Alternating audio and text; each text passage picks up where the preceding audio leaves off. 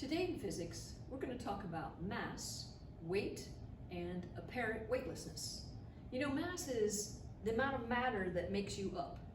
The total number of atoms and how much matter you make up doesn't change whether we are on the Earth, or we're on the moon, or we're on the surface of Mars, or zipping across the galaxy on some rocket. That mass stays constant. However, when Earth's gravitational field pulls on our mass, this creates a force that we now call weight. Yes, weight is a force. Because it's a force, it's measured in newtons. We can kind of get an idea of our weight in newtons if we understand the conversion from mass in kilograms to our weight in pounds.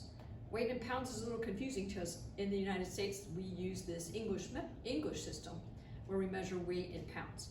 But we can convert kilograms to pounds with a conversion factor. So we understand that this is a 1 kilogram mass.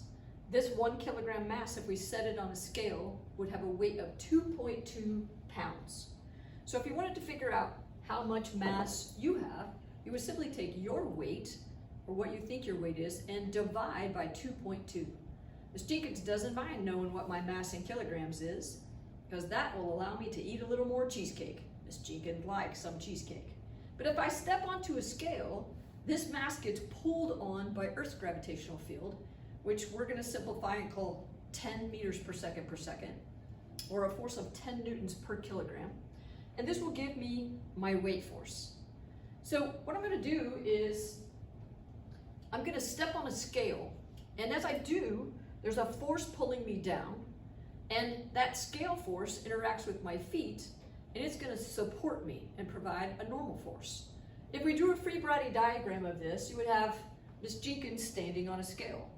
So we would draw an arrow down representing Earth pulling on my mass, and then we would draw that arrow up representing the scale supporting me.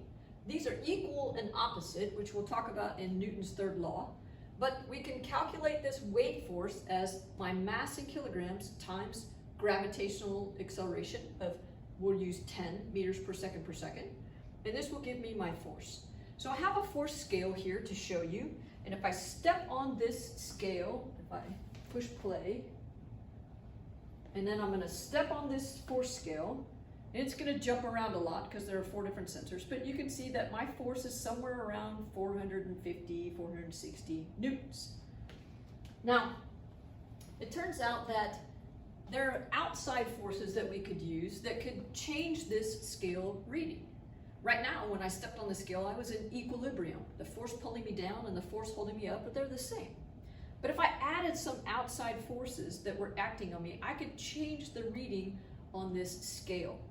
And changing that scale reading is an apparent weight reading. It's not true weight, but it's an apparent weight reading. So you might have done this before. Maybe you stepped on a scale in the bathroom or in the kitchen, and then you pushed down on the sink. If I push down on the sink, Newton's third law says the sink pushes up on me.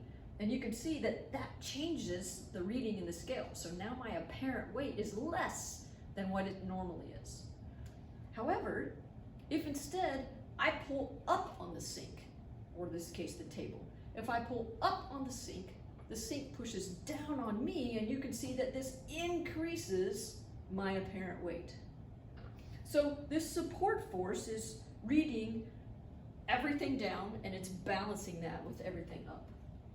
Well, when you're in space, you might have noticed that from some videos, there seems to be no support. You're orbiting around the Earth, you're technically free falling. And so there is no support. And so we say, oh, well, you are weightless. Okay, that doesn't mean that you're massless, and it also doesn't mean that there's no gravitational field anywhere, because there is one. It just means that everything is falling in the same frame of reference. Think about this. In physics, a lot of times we talk about putting a scale in an elevator. We talk about it so often that I'm kind of surprised that I don't open an elevator door and go, wait, where's the scale? Okay, but here we have a scale, and if you were standing on a scale in an elevator and you're not moving, then the scale's reading this normal force acting upward should be equal to the force downward. But what if all of a sudden you started accelerating? You know, think about that scale being pushing you up. If you start accelerating upward, then this scale is going to have to press harder on your feet, and so the reading on the scale will be greater than your weight. If I was accelerating upward, we would have a net force in the upward direction and acceleration in the upward direction. That means this force has to be bigger than this force. But if instead, what if I started falling downward or accelerating downward?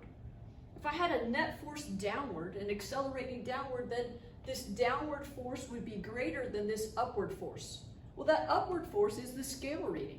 So if I started accelerating downward, then the scale's reading would be less than my actual weight. Kind of similar to how I pushed on the table.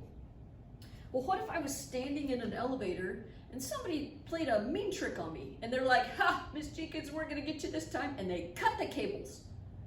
So if they cut the cables and the elevator is falling and the scale is falling and Miss Jenkins is falling, then what would the reading on the scale be for a brief instant prior to the big landing?